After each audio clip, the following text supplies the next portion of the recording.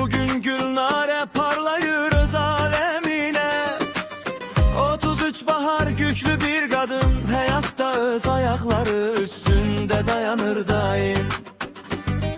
Sesiyle sevilir sahnelerde ulduz, aparıcı müğenni herkesin sevimlisi.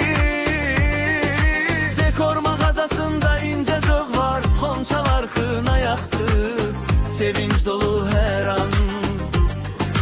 Gülnare, Gülnare parlayan ulduz, 33 yaşın olsun xoşbəxtlik dolu. Ter terden berdeye sevinç yayılsın, hayatın her anı ışık saçsın. Gülnare, Gülnare öz ayakları üstünde, her adımın gurur ve uğur getirsin.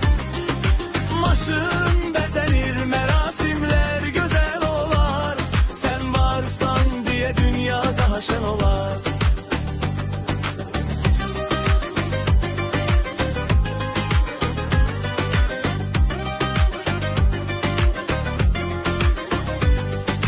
Xonçalar toylar xına yaktı merasimi, senin elinle her şey olur nağıllar kimi.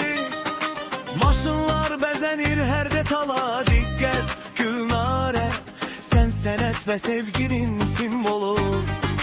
33 yaşanma hayatın zirvesinde, Gütrü hanım her